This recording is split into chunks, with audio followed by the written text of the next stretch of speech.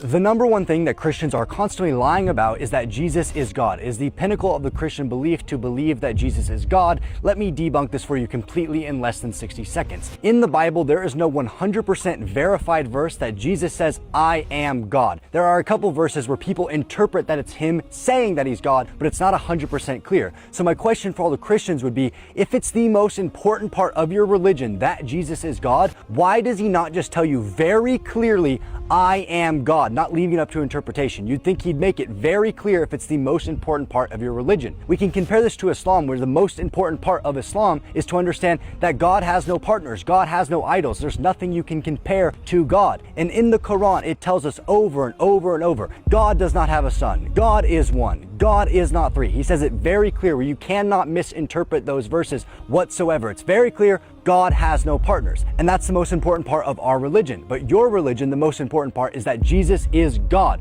Why are you basing your religion on a couple very vague verses that you can slightly interpret that that's what it's saying, but you have no concrete evidence that that's what he's saying at all? Sounds kind of crazy. Can any Christian answer it? Because I don't think you can.